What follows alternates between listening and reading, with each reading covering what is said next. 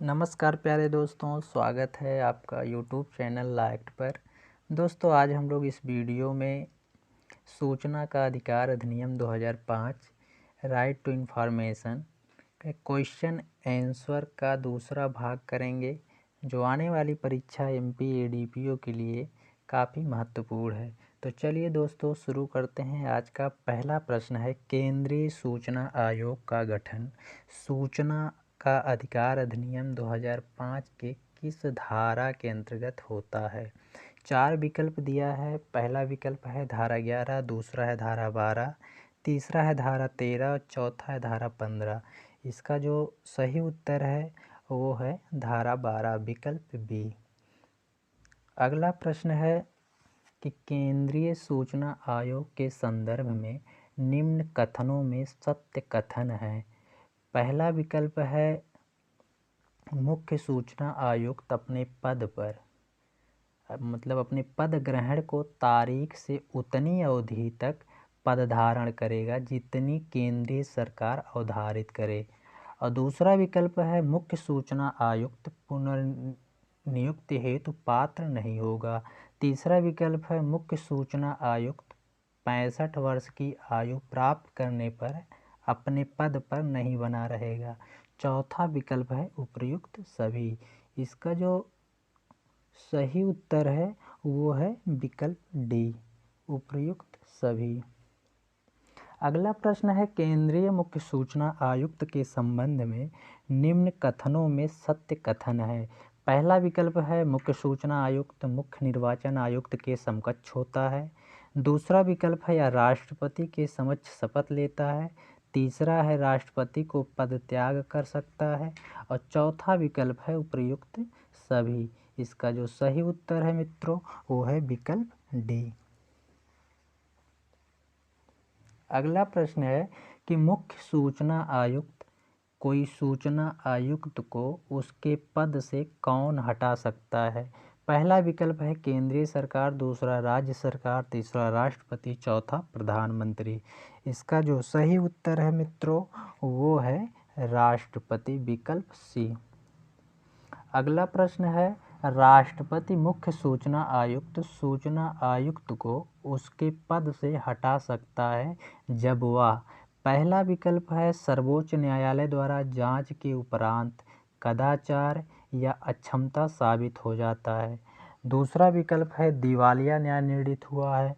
तीसरा राष्ट्रपति की राय में मानसिक या शारीरिक अक्षमता के कारण अपने पद पर बने रहने के अयोग्य है। चौथा विकल्प है राष्ट्रपति की राय में ऐसे अपराध हेतु दोष सिद्ध हुआ है जो अनैतिक आधार से संबद्ध है। और पांचवा विकल्प है उपर्युक्त सभी। इसका जो सही उत्तर है मित्रों वो है विकल्प ई, उपर्युक्त सभी। अगला प्रश्न है, मुख्य सूचना आयुक्त का कार्यकाल होता है। पहला विकल्प है 3 वर्ष, दूसरा 4 वर्ष, तीसरा 5 वर्ष और चौथा केंद्रीय सरकार द्वारा विहित अवधि के लिए। इसका जो सही उत्तर है मित्रों वो है विकल्प डी। अगला प्रश्न है, राज्य मुख्य सूचना आयुक्त किस आयु तक अपने पद पर बना रह सकता है? पहला विकल्प है 58 वर्ष, दूसरा 60, तीसरा 65 वर्ष और चौथा 62 वर्ष। इसका जो सही उत्तर है वो है विकल्प सी, 65 वर्ष।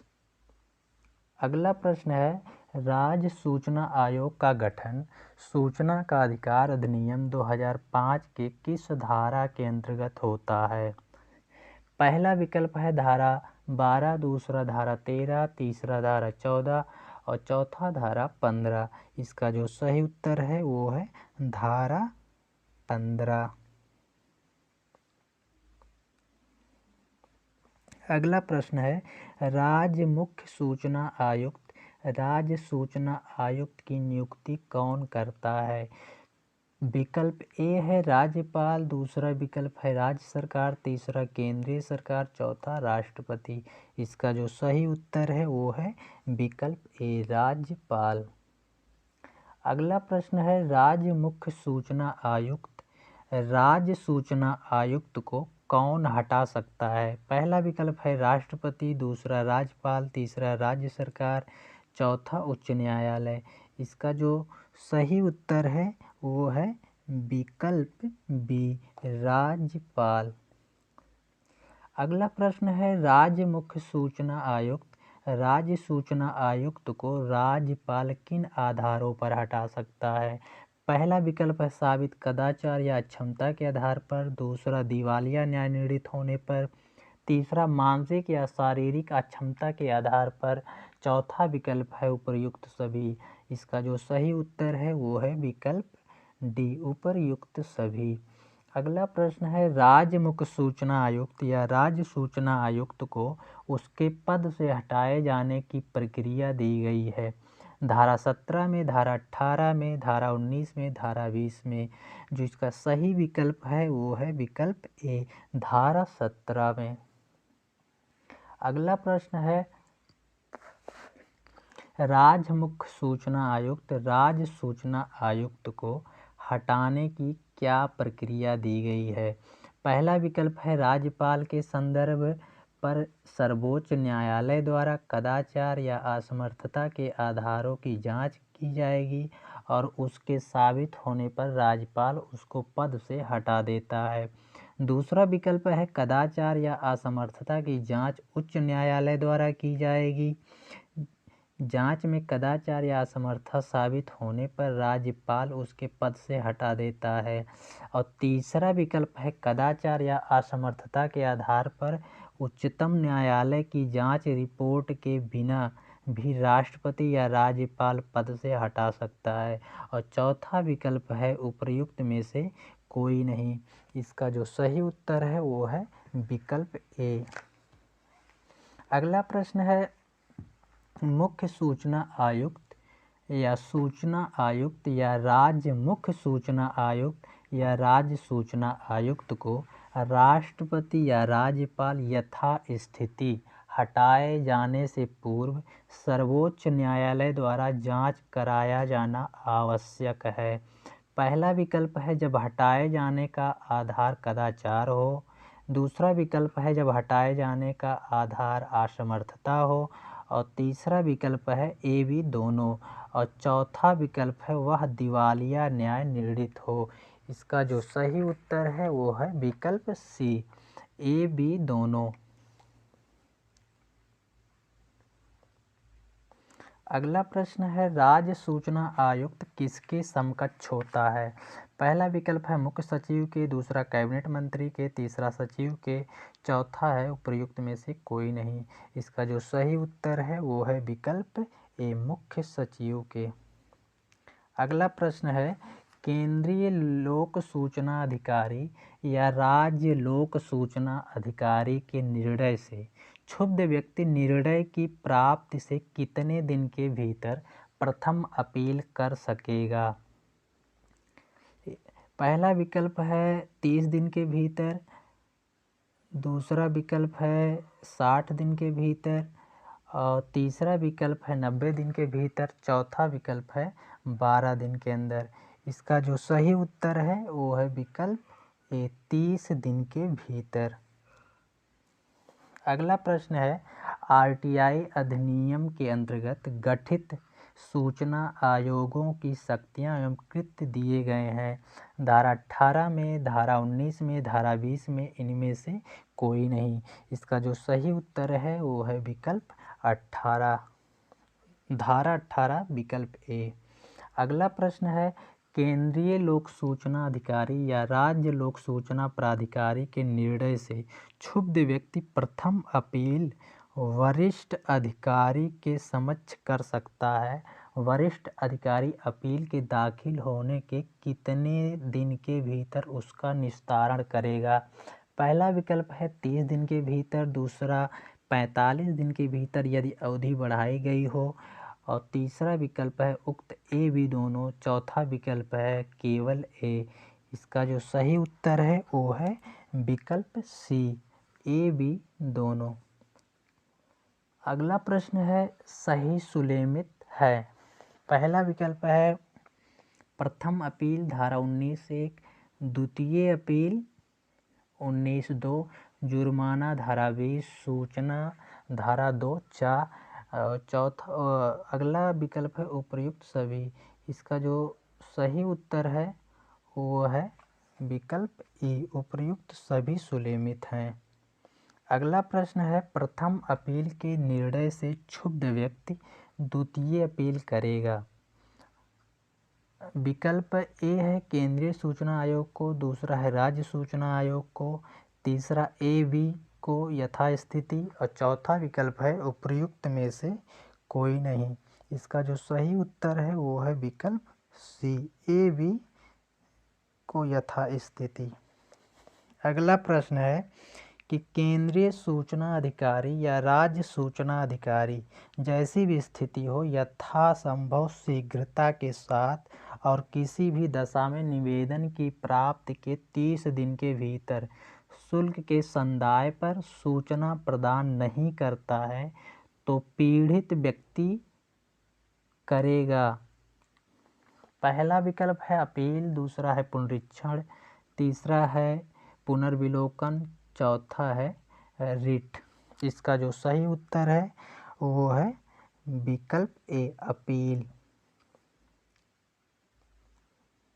अगला प्रश्न है कोई व्यक्ति धारा 7 के अधीन विनिर्दिष्ट समयावधि में निर्णय प्राप्त नहीं करता है या प्राधिकारी के निर्णय से क्षुब्ध है, प्रथम अपील कर सकेगा। पहला विकल्प है केंद्रीय लोक सूचना अधिकारी की यथास्थिति में वरिष्ठ अधिकारी के समक्ष, दूसरा विकल्प है राज्य लोक सूचना अधिकारी की यथास्थिति में उससे वरिष्ठ अधिकारी के समक्ष, तीसरा विकल्प है ए बी दोनों और चौथा विकल्प है केंद्रीय सूचना आयोग में। इसका जो सही उत्तर है वो है विकल्प सी, ए बी दोनों। अगला प्रश्न है केंद्रीय लोक सूचना अधिकारी या राज्य लोक सूचना अधिकारी के समक्ष यथास्थिति की गई प्रथम अपील से क्षुब्ध व्यक्ति कितने दिन के भीतर द्वितीय अपील दाखिल कर सकता है। पहला विकल्प है 90 दिन, दूसरा है 60 दिन, तीसरा है 45 दिन, चौथा है 30 दिन। इसका जो सही उत्तर है वो है विकल्प ए, 90 दिन। अगला प्रश्न है सही सुलेमित हैं। 4 विकल्प दिए हैं जो सुलेमित करना है कि कौन सा सुलेमित है कौन सा नहीं। पहला है सूचना प्राप्ति हेतु निवेदन का निस्तारण 30 दिन के भीतर, दूसरा है प्रथम अपील 30 दिन के भीतर, द्वितीय अपील 90 दिन के भीतर और चौथा विकल्प है उपर्युक्त सभी। इसका जो सही उत्तर है वो है विकल्प डी। अगला प्रश्न है केंद्रीय सूचना आयोग या राज्य सूचना आयोग अपील के प्राप्त होने के कितने दिन के भीतर अपील का निस्तारण करेगा। पहला विकल्प है 30 दिन के भीतर, दूसरा 45 दिन के भीतर यदि अवधि बढ़ाई गई हो, तीसरा विकल्प है ए बी दोनों और चौथा विकल्प है 90 दिन। इसका जो सही उत्तर है वो है विकल्प सी, ए बी दोनों। अगला प्रश्न है कि केंद्रीय सूचना आयोग का निर्णय होता है अनुज्ञात्मक, दूसरा है बंधनकारी, तीसरा ए बी दोनों और चौथा है उपर्युक्त में से कोई नहीं। इसका जो सही उत्तर है वो है बंधनकारी, विकल्प बी। अगला प्रश्न है यदि केंद्रीय लोक सूचना अधिकारी या राज्य सूचना अधिकारी बिना किसी युक्त कारण के सूचना हेतु निवेदन को लेने से इनकार किया है या धारा 7 की उपधारा 1 के अधीन विनिर्दिष्ट समय के भीतर सूचना नहीं दिया है, वहाँ केंद्रीय सूचना आयोग या राज्य सूचना आयोग यथास्थिति कितना जुर्माना लगाएगा। पहला विकल्प है 250 रुपये प्रतिदिन के हिसाब से, लेकिन जुर्माने की संपूर्ण राशि 25,000 रुपये से अधिक नहीं होगी। दूसरा विकल्प है 300 रुपये प्रतिदिन के हिसाब से, लेकिन जुर्माने की संपूर्ण राशि 30,000 रुपये से अधिक नहीं होगी। और तीसरा विकल्प है ए बी दोनों और चौथा विकल्प है केवल बी। इसका जो सही उत्तर है वो है विकल्प ए 250 रुपये के प्रतिदिन के हिसाब से। अगला प्रश्न है आरटीआई अधिनियम की धारा 20 में प्रदत्त सस्ती हैं। पहला विकल्प है 250 रुपये प्रतिदिन जब तक मांगी गई सूचना दी जाती है। दूसरा विकल्प है अधिकतम 25,000 रुपये और तीसरा विकल्प है ए बी जो भी अधिक हो। चौथा विकल्प है उपर्युक्त में से कोई नहीं। इसका जो सही उत्तर है वो है विकल्प सी ए बी दोनों। अगला प्रश्न है प्रतिदिन के हिसाब से जुर्माने की संगणना कब से की जाएगी। पहला विकल्प है जब सूचनार्थ निवेदन प्राप्त हुआ है। दूसरा विकल्प है जब से सूचना दी गई है और तीसरा विकल्प है ए बी दोनों। चौथा विकल्प है केवल बी। इसका जो सही उत्तर है वो है विकल्प सी ए बी दोनों। अगला प्रश्न है सूचना का अधिकार अधिनियम 2005 के अधीन पारित किए गए किसी आदेश को प्रश्नगत किया जा सकता है। पहला विकल्प है न्यायालय में, दूसरा है उक्त अधिनियम के अधीन ही, तीसरा विकल्प है ए बी दोनों और चौथा विकल्प है केवल ए। इसका जो सही उत्तर है वो है विकल्प बी उक्त अधिनियम के अधीन। अगला प्रश्न है निम्नलिखित कथनों में सत्य कथन है। पहला है सूचना का अधिकार अधिनियम अध्यायरोही प्रभाव रखता है। दूसरा है कोई भी न्यायालय सूचना का अधिकार अधिनियम के अधीन पारित किए गए किसी भी आदेश के संबंध में कोई वाद या आवेदन को ग्रहण नहीं करेगा। तीसरा है उपर्युक्त ए बी दोनों और चौथा है उपर्युक्त में से कोई नहीं। इसका जो सही उत्तर है वो है विकल्प सी ए बी दोनों।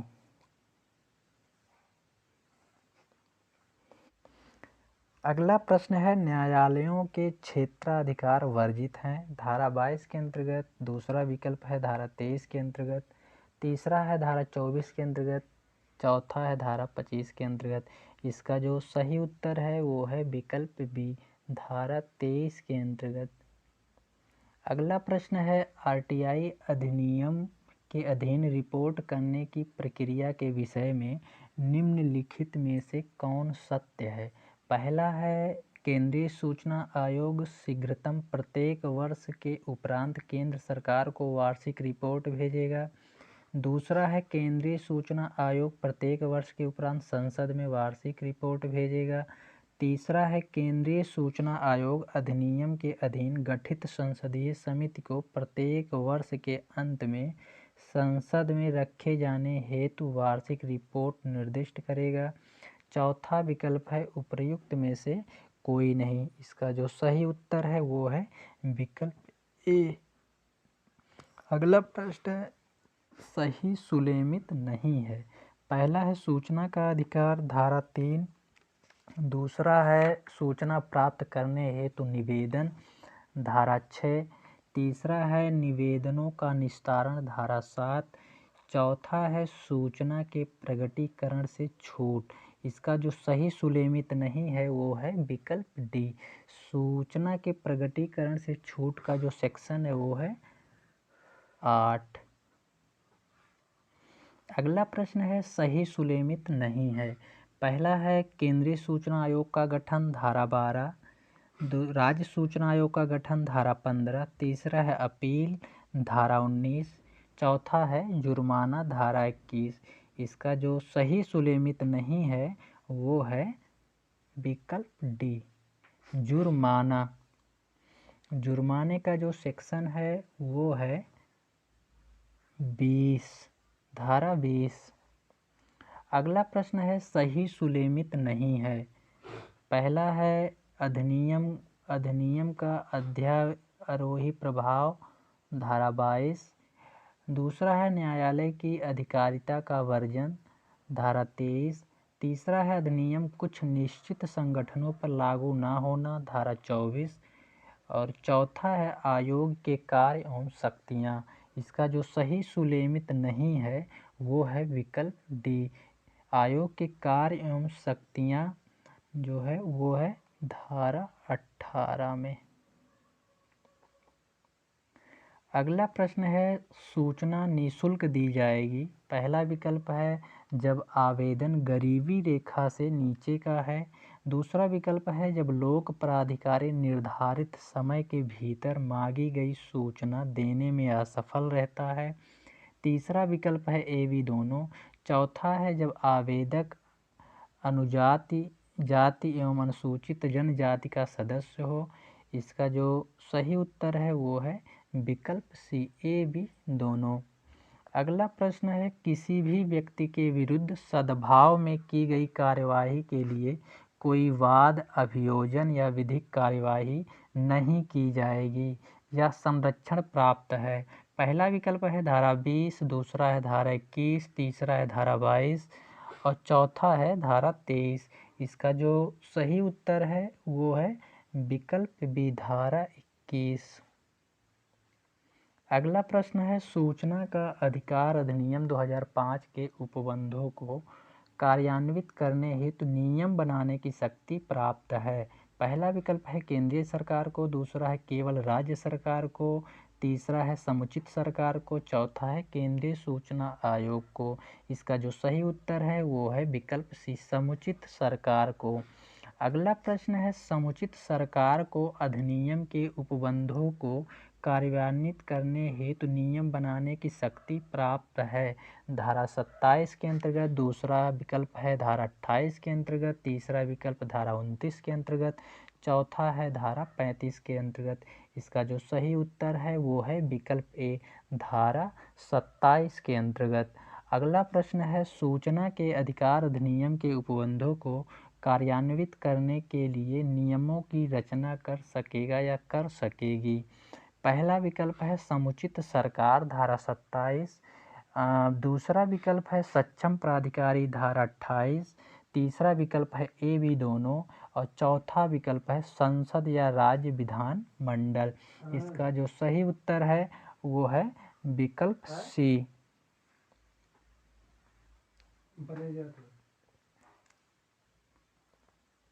इसका जो सही उत्तर है वो है विकल्प सी, ए बी दोनों। अगला प्रश्न है, सक्षम प्राधिकारी को इस अधिनियम के उपबंधों को कार्यान्वित करने हेतु नियम बनाने की शक्ति प्राप्त है। पहला विकल्प है धारा 27 के अंतर्गत, दूसरा है धारा 28 के अंतर्गत, तीसरा है धारा 29 के अंतर्गत, चौथा है धारा 30 के अंतर्गत।